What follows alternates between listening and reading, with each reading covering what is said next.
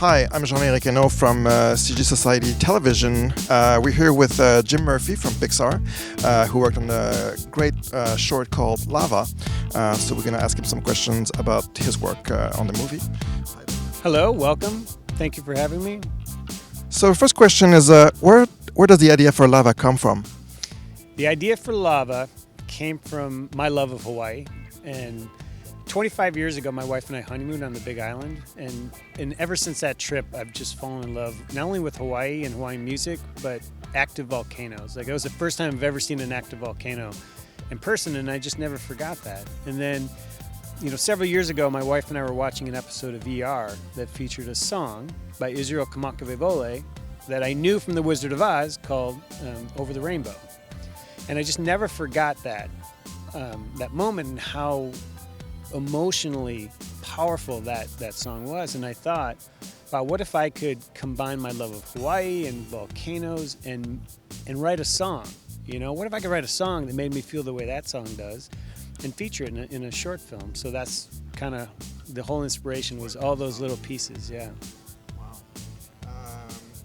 Pixar often uses its short films as testbeds for new technologies. Was it the case for Lava? Yes, it was. There were different things like scale and like really combining a character as a set and integrating effects on the character. Were things that we really experimented with on Lava that are actually being used on upcoming films like The Good Dinosaur.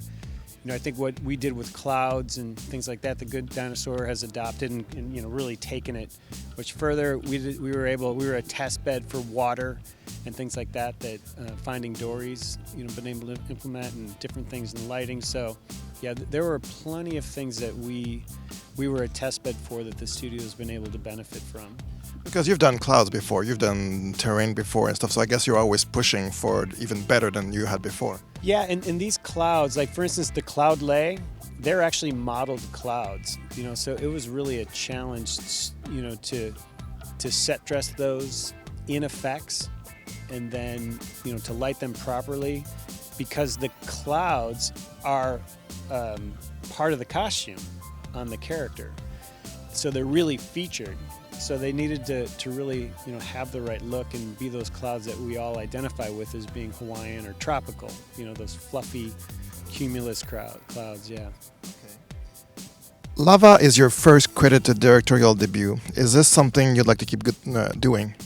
Yeah, I mean, I'd love to keep making stuff. The opportunity that I've had to see an idea that started at my kitchen table with just a napkin drawing, of a volcano, all the way through to everything that I've experienced is something that is addictive. Like, it was really wonderful, and I would love the opportunity to continue to do this and, find ideas about things that I love as much as this one.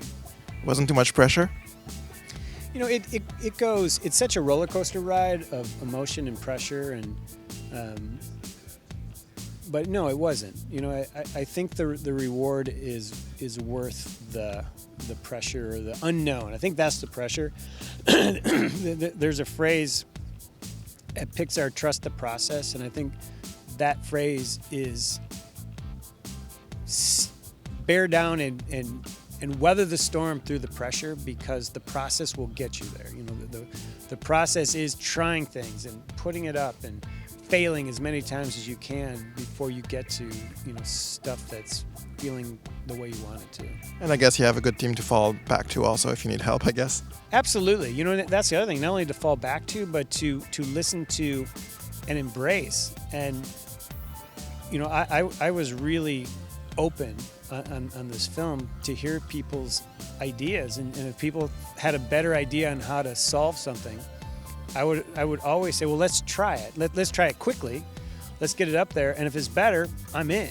And I think that's kind of the Pixar way. That's kind of how I've grown up with that mentality. And it's amazing what can come of this collaborative process when you're of the right mind to let it do what it's meant to do. Sounds like an amazing place to work when you can trust your colleagues like that and your coworkers. Absolutely. It's and being in something like that, that's part of the process. The part of the process is we're all in this together. And we may have hit another roadblock, but if we just keep, okay, let's try going around this way. Let's try going around this way. Let's try going up over it. Let's try going under it. Like you're all trying to figure this thing out. And that's why, even doing this thing at SIGGRAPH was just so special today, where, the group of artists that just gave the presentation on lava, we really haven't worked together since we finished. So to go back through that process with, all the slides that they presented was like going through a photo album, and it was great. It must be exciting. How do you go from being an animator to a director? Because you've been around for a while, and there must be a transition there. There must be like a learning curve. Absolutely. But I think one of the luxuries I've had is working under some of the greatest animation directors in the history of animation, by working at Pixar. And what's so great about these shorts is that they're open to anybody to pitch ideas for shorts. So anybody can do it, whether you're an animator or receptionist, sure. But you have to come up with the ideas and develop the pitches on your own time, and then when it comes time, you get the opportunity to pitch. So I think it's a wonderful opportunity for anyone. From this experience, is there any advice you could give to any other fellow animators that would consider becoming a director? Yeah, I say do it, or at least try it, because I think the idea of coming up with 3 ideas, which is, I don't know if I've mentioned that already, but the fact that when you pitch, you can't just pitch 1 idea, you have to pitch 3 ideas. That's an incredibly healthy process to go through that, to try to dig 3 ideas out of your head that you can develop, and not only develop the stories, but develop into a cohesive pitch that is like simple, clear, and really sells the point of your idea in a certain amount of time. That's a wonderful exercise to go through. Okay. How do you balance the work you do at Pixar between being both a director and an animation director at Pixar? I think they're fairly complementary skills. So I think that having been an animation director, it really definitely seasoned me in the world of animation, and it's probably the area where I obviously felt most comfortable. But having had that, like grown up in that review process that we have, gives me an insight into, I think, the other fields, so that I know you got to get your work up quickly and show it to as many people as you can, and not fall in love with your ideas. Be willing to listen to others, other ideas, and let your ideas evolve. I think I've learned in this process. I have 3 kids that are a little bit older, that directing is a lot like parenting, in the sense that your children are never going to grow up to be who you think they are. The image in your head, they're going to grow up to be who they are. And your job as a parent... It's very powerful. Well, your job as a parent to recognize that and to help them be the best who that they can be. And I think it's the same with directing, that you kind of go in with an idea or a nugget of some ideas, and that film's not going to be exactly what you envisioned it. It's going to be what it becomes with the collaborations that you have and with this process. And I think it's your job to recognize that and to embrace the unique collection of individuals that you get on your show, and let it evolve into what it wants to become. Sounds fantastic. Final question quickly. The films Pixar have made over the years has touched millions of people. Is there any specific anecdote you'd like to share with us where you've met people that have come to you and said, this movie you've worked on really changed my life, or, really inspired me to do something? Yeah, it's amazing when, like, for instance, you go into an airport. I think that's where I notice it the most. You go into an airport and you see the kids dragging a Woody doll around, and the fact that it's the 20th anniversary and they're still carrying Woody. Like, Woody hasn't aged, but generations and generations have gone through. That's incredibly powerful. Or you see, the kids with Lightning McQueen tennis shoes and bags all over the world.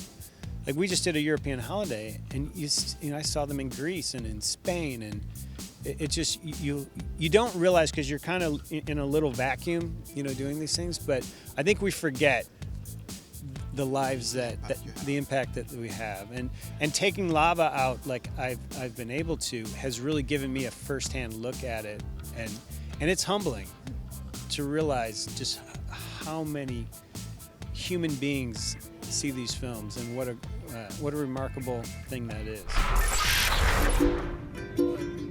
He sat high above his bed, watching all the couples play, and wishing that he had someone too.